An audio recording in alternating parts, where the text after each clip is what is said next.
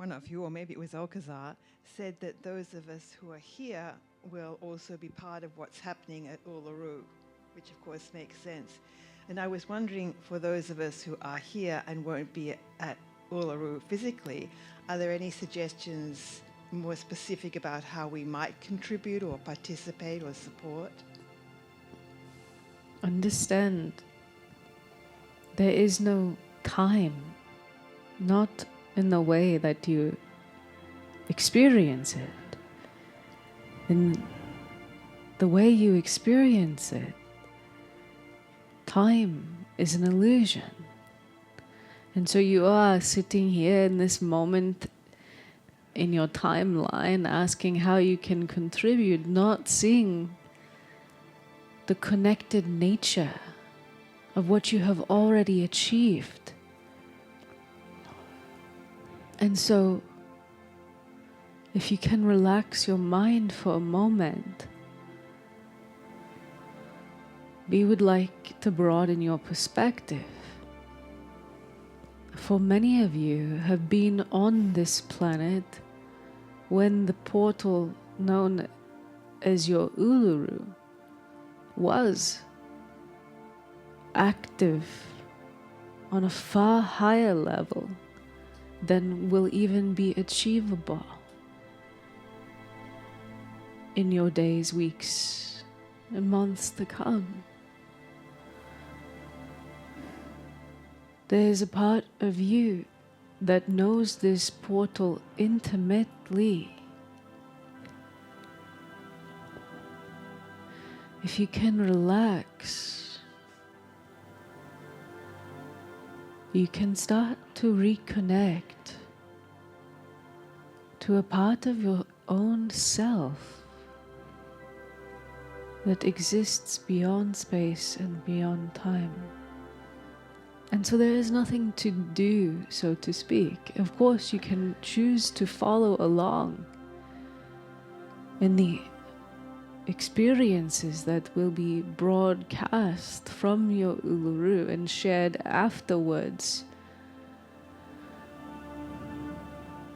But really, beloveds, understand that the work you are doing whilst you are here gathered is already the first steps. It seems like you are doing it now and the activation will be occurring later.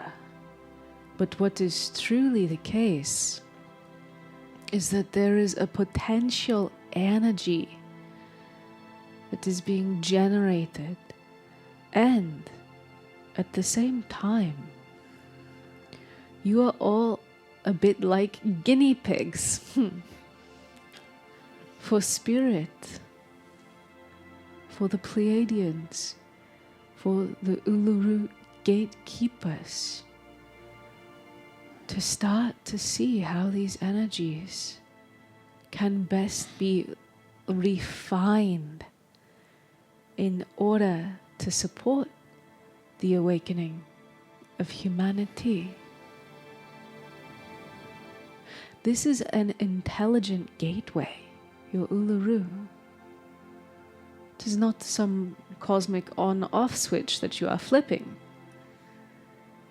It is a signal of receptivity that you, as representatives of humanity, are enabling to draw a kind of flooding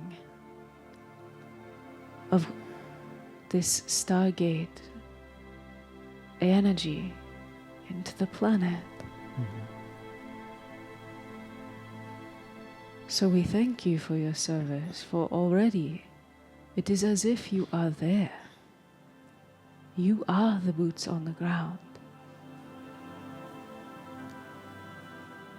For spirit, timing is not so much about your linear time.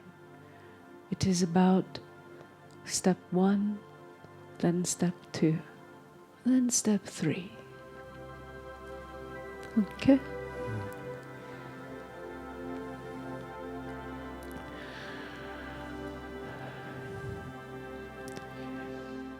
when we were in Egypt, there were two very powerful experiences. One, we mentioned the activation that happened between the pores of the Sphinx. The other powerful activation happened in the Great Pyramid when we were inside it, 4 hours in the end. And what we did was we brought back, with the help of a large number of craft, we actually brought back a golden capstone for the pyramid, etherically. And that was a very interesting experience, because as we were sat there in the king's chamber and started to bring it down, Alcazar was saying, strengthen your intention for this to happen. Want it more.